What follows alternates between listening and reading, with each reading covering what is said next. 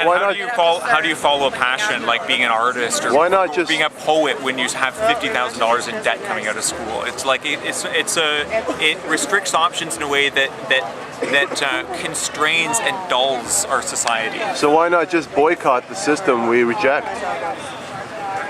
Well, engagement. There's a virtue to engagement. I mean, reform is. I know, always but the we're least also costly way of perpetuating achieving a goal. this negative system. At the same time, we're rejecting it. How is that possible? Because we have the ultimate power. Because we can elect a progressive government. We can elect a government that's committed to building institutions and not tearing them down. We can elect a federal government that doesn't build more prisons, that builds more schools. Yeah, but you see, the problem is you're voting for the politicians and not the solution. That's already a fact. Every case, they're all the same. Then get involved in the party and change it. Get involved, make a career in politics and change it. Get involved in communications. Get involved in policy. Get involved in policy research. Politicians are just people too, and absolutely everyone has the ability to be within that. Yeah, but at the end of the day, if this situation is what it is, that means the politicians don't serve the people. That's not true. That's not true. Well, that's it's not a true. fact. Politicians work very hard. It's the way it is right now. That's what we're saying. But look it's at not what we've supposed built. to be, and it can be fixed. Look at what we've built. Look at what we've built. Unemployment insurance, student loans, old age pensions, Medicare. None of those things existed 40, 50 years ago. I mean, we are building this country. And it's people like you, people like me, people like you, who make a career of building public policy research, implementing public policy, getting people elected, working on campaigns. Go for YouTube. This is what makes the society that we have possible. Not just going to work for an investment bank, but working to build lives not just for ourselves, but for everybody around us. Not just our kids' educations, but our neighbors' kids' educations. And it's that is a truly satisfying life. That to the best of my capacity to understand what life is about, that is a satisfying life. Well, I noticed there's a lot of homeless people in this park before the people started coming here as a home base. And the people that came here, they started feeding the homeless people. Yeah, and actually providing services that you don't find in the government. So, you know what I mean? Like, if we're just going to implement it to change ourselves, what do we need the government for? Why are they stopping that positive situation? I agree. Why are we stopping that instead of nurturing it? Instead of nurturing it. Like, we're setting an example and they're tearing it down. Social experimentation is important. But don't you see, like, it's like they're shutting down the positive action.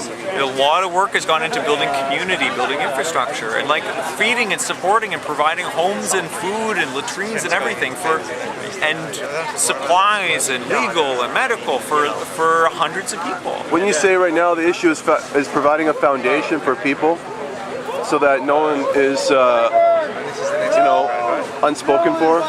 So that people have what they need to achieve their full potential. Yeah, you have to have a base to start with, right? You need people like these people that are homeless. They don't have a foundation. If I don't pay my rent, where am I going to go? Yeah. I'm in one of the greatest countries in the world, and I have no. What options do I have? You know what I mean? That's the situation. Fewer all the time. Yeah, anywhere. Well, I don't agree with that. I don't agree with that. There's been a constriction, but it's like, look, if you look at the overall history, I mean, we've been building, and we need to continue building. Yeah. Yeah, but it's taken too long. The situation. In order to hold where we are, we need to work just to be able to hold where we are, and to advance, we have to work hard, and that means you, that means me, that means you, that means you. Having a great country isn't something that we can just leave to other people. And we have to take the control out of the hands of the very rich and the corporations and bring the control back to the people where it belongs. Yeah, but how do you do that when you don't own the land?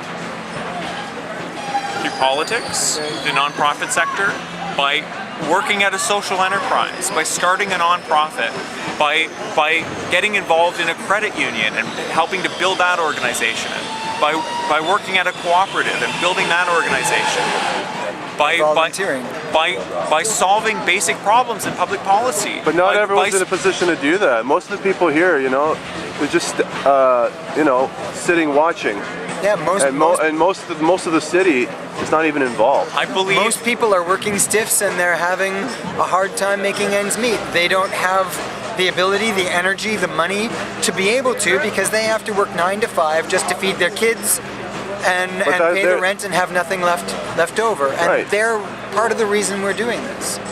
Well, the system is what it is, and it's not working. Exactly, it's not. well, So- it works. It works to a substantial degree, but it's not perfect. So what we and there are serious problems. There are serious problems. There are always serious problems. And remember, things can always be worse. So build. And don't give up. Well, I get by. I live month to month, and I'm sure a lot of So people do I. do. And I went to school, and I'm in debt. You know what I mean? And that's the situation. And even the people that are working 9 to 5, you know what I mean? They're in debt. They're in debt too, They're and living mouth to mouth, just like you, hand to mouth, just like you are. that's not progressive, and that's not. We're not being productive at that rate. Yeah. I think make policies that reduce the cost of living and that constrain the cost of living are very important policies. What about having the right to own the land? Yeah. Well, another. How do you feel about that? The concept of land ownership is not this we don't the way that we think of private land ownership is not the only possible way to think about it. But don't you feel like you have a right to own land? Shouldn't every human being have an acre? I mean, there's more than 6 billion acres just in Australia, and that could fit all the people comfortably. Easily, yeah. So Same with it's Canada. not like there's not enough room or not enough, resources to go around. There's plenty of. There's no reason to have global hunger. That's right. There's literally no reason. There's no reason. It's as if. But I there think aren't this enough- issue boils down to land ownership. If you can't control the land, then you don't have much say in what goes on. You're squatting in Canada. I don't know that having land ownership really means anything about having control over the way things go. Well, you can decide how you choose to live on your property. You need a if this warm is place to public live. property, right, then the public should have a right to do what they want. People can assemble, they can dwell. This is not the case. Why? Because this is not public land. It's not free land. So that should tell you something about the freedom in this country. Well, I mean, a very simple way that this could be different is if we had a different municipal government, a different mayor, then they could have issued a permit to say, do a social experiment for 6 Yeah, months. but there you go again. With you're counteracting my point. You don't need But a we permit. can have- Since when do you need a permit to be free? I'm just saying it's the simplest, it's just If you start acknowledging the fact that you need a permit, you're saying you need a permit to do anything. Even on your own land, when you buy land. You need to cut a tree down, you got to get a permit. You want to cut your grass, you got to get a permit. Well, I mean, we have rules in society. We've got a system of laws. Yeah, You know, but- it's not perfect, but Yeah, I mean, but rules it's should not be bad. made to oppress people. And No, these I don't rules agree. are made I to don't agree. oppress. I don't agree. Not all rules are made to oppress. I don't agree Well, with that at all. why do these people over here have to chain themselves to a library To make a in a point. public place? It's not just the laws. There's discretion in how laws are applied. A permit could have been issued, and we made it. And I mean, how many people actually came out and voted? You know? No, And look at the mayor we got. Richard Florida said that Rob Ford is the most anti-urban mayor in any major industrialized city. well, how did he get in How do you office? have an anti-urban mayor in Canada's largest city? It's just beyond comprehension.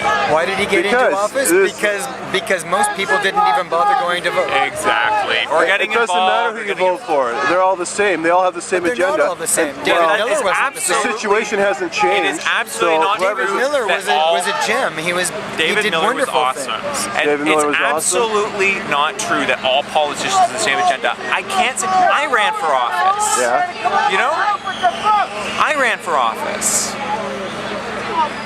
For what? What office? I ran for federal parliament for the NDP. I was the youngest NDP candidate in 2000 in Ontario. Yeah. Why'd you stop? Well, I work on national campaigns. I built